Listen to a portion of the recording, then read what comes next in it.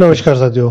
प्रगति पत्रक कैसे तैयार करें। सत्र 2022-23 में कक्षा 1 से 4 व 6-7 का रिजल्ट किस प्रकार से तैयार करना है, प्रगति पत्रक, मूल्यांकन डायरी और जो रिजल्ट शीट है किस प्रकार से आपको भरना है, किस प्रकार का इसमें अंक विभाजन किया गया है, तो उसी के बारे में हम चर्चा करेंगे।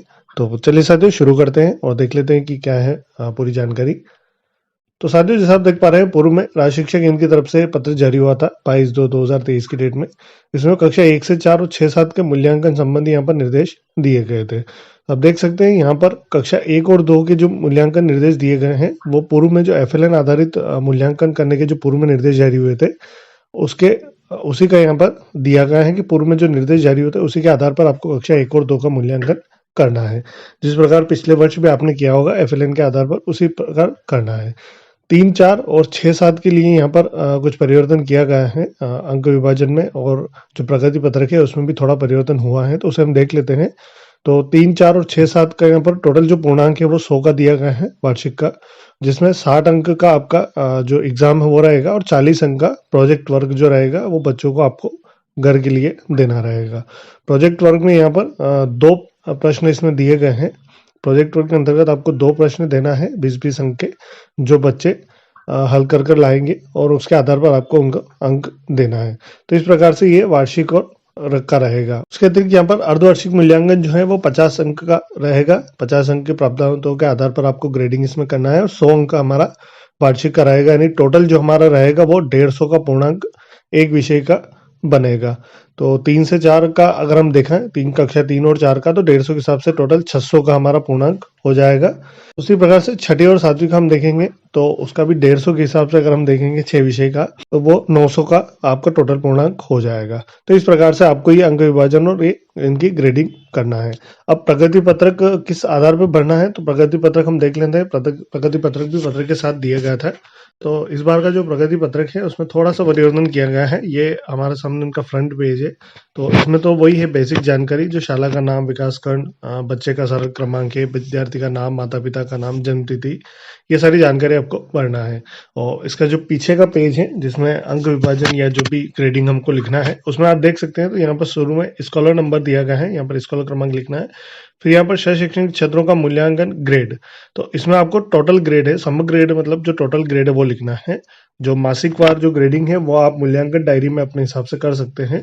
बाकी जो उसके आधार पर जो टोटल ग्रेडिंग जो होगी वो आपको यहाँ पर लिखना रहेगी। जैसे साहित्यिक में टोटल ग्रेडिंग उसकी क्या बनती है सभी महीनों की मिलाकर, वो आपको यहाँ लिखना है। उसी प्रकार से सांस्कृतिक, वैज्ञानिक, सृजनात्मक, खेलकूद, उस प्रकार से जो टोटल ग्रेडिंग आपकी मूल्यांकन डायरी में बनेगी वो आपको यहाँ पर लिखना है। उसी प्रकार जो सेकेंड वाला सेक्शन है, व्यक्तिगत सामाजिक गुणों का मूल्यांकन, उसकी ग्रेडिंग भी आपको यहाँ पर टोटल जो ग्रेडिंग बनेगी वो लिखना है। तो इसमें आप जो अलग अलग कैटेगरी वाइज जो दिया गया है उसकी जो टोटल ग्रेडिंग है वो आप लिखेंगे। फिर कुल शिक्षण दिवस कितने थे, विद्यार्थी कितने दिन उपस्थित रहा, यहाँ पर हस्ताक्षर पहले कक्षा अध्यापक के और फिर अभिभावक के, दोनों के यहाँ पर हस्ताक्षर होंगे। फिर इधर जो हमारा शैक्षणिक क्षेत्रों का मूल्यांकन रहेगा, इसमें आप देख सकते हैं पहला हमारा दिया है अर्धवार्षिक मूल्यांकन ग्रेड। तो कुल अंक जो हमारा है अर्धवार्षिक का वो 50 है।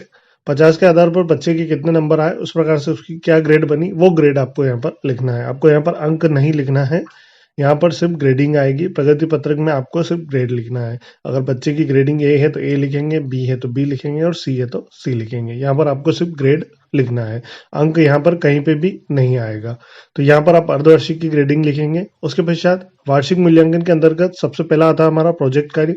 प्रोजेक्ट कार्य 40 अंक का है। 40 अंक में से कितने नंबर बच्चे ने प्राप्त किए हैं और उसकी क्या ग्रेडिंग बनी वो आपको यहाँ पर लिखना है। फिर दूसरा आता है लिखित मूल्यांकन, वो रहेगा हमारा 60 अंक का। उसमें बच्चे ने कितने प्राप्त किए हैं और उसकी क्या ग्रेडिंग बनी वो आप यहाँ पर लिखेंगे। फिर आता है हमारा अगला टोटल 100 अंक, यानी प्रोजेक्ट वर्क और लिखित वर्क का टोटल। तो टोटल 100 में से बच्चे ने कितने नंबर प्राप्त किए हैं और उसकी क्या ग्रेडिंग बनी वो आप यहाँ पर लिखेंगे। उसके पश्चात फाइनल हमारा आता है वार्षिक परिणाम, जो हमारा आता है अर्धवार्षिक प्लस वार्षिक, यानी टोटल 150 अंक का। तो टोटल हम यहाँ पर अंक जोड़ेंगे अलग से, या मूल्यांकन डायरी में, या फिर अलग से आप जो प्रगति पत्रक से अलग आप किसी कागज पे या किसी भी आप जोड़ सकते हैं अंक कि 50 में से उसने कितने प्राप्त किए और इधर 100 में से कितने प्राप्त किए। टोटल आप जोड़ के उसकी ग्रेडिंग निकाल के वो ग्रेडिंग आप यहाँ पर लिखेंगे। यहाँ पर अंक कहीं पे भी नहीं लिखना है, सिर्फ आप यहाँ पर ग्रेडिंग लिखेंगे। तो यहाँ पर आपको सब्जेक्ट वाइज ग्रेडिंग लिखना है। यहाँ पर शिक्षक का अभिमत वो आप लिख सकते हैं। फिर वार्षिक परिणाम ग्रेड यानी टोटल उसकी ग्रेड क्या बनी वो आप लिख सकते हैं। रिमार्क में आपसे लिख सकते हैं। फिर उक्त विद्यार्थी को कक्षा जो भी कक्षा थी उसकी उससे कक्षोन्नत किया जाता है, ये आप यहाँ पर लिखेंगे। फिर यहाँ पर नीचे हस्ताक्षर आपको करना है। तो ये इस प्रकार का इस बार का जो प्रगति पत्रक है वो कुछ इस प्रकार से आपको भरना है। ये हमारा प्राथमिक स्तर का था कक्षा 3 और 4 के लिए। उसी प्रकार से पूर्व माध्यमिक कक्षा 6 और 7 के लिए है, तो इसमें भी सेम उसी प्रकार का ग्रेडिंग है। जैसे कि आप देख पा रहे हैं इसमें 6 सब्जेक्ट है, तो 6 सब्जेक्ट के हिसाब से इसकी टोटल बनेगा। बाकी ग्रेडिंग जो रहेगी वो इसी के आधार पर रहेगी। तो इसमें आप देख सकते हैं 6 सब्जेक्ट दिया है, सभी की ग्रेडिंग दी है, वार्षिक परिणाम भी यहाँ पर दिया गया है। तो ये इस प्रकार से आप ग्रेडिंग कर सकते हैं। इसकी जो ओवरऑल ग्रेडिंग बनेगी, टोटल बच्चे का जो ग्रेडिंग बनेगी वो आपको अलग से टोटल उसके नंबर जोड़ के ग्रेडिंग निकाल के आपको यहाँ पर लिखना रहेगी। तो यहाँ पर प्रगति पत्रक में टोटल आप ग्रेड लिखेंगे, कहीं पे भी आपको अंक नहीं लिखना है। जो इस वर्ष का जो प्रगति पत्रक है कुछ इस प्रकार का रहेगा। आप मार्केट से भी अगर खरीदे तो आप देख लें, कुछ इस प्रकार का प्रगति पत्रक ही इस बार आपको खरीदना है। और जो मूल्यांकन डायरी अगर आप ले तो उसमें भी इसी प्रकार के कॉलम उसमें होने चाहिए ताकि आपको जानकारी भरने में आसानी हो। तो साथियों आज के लिए इतना ही था। धन्यवाद साथियों इसी प्रकार की अपडेट्स और जानकारी के लिए हमारे चैनल से जुड़े रहिए। अगर आपने अभी तक चैनल सब्सक्राइब नहीं किया हो तो प्लीज पहले चैनल सब्सक्राइब कर लो और पास में जो बेल आइकन है उस ऑल पर सेट कर दे ताकि आपको हमारा नए वीडियो नोटिफिकेशन प्राप्त हो पाए।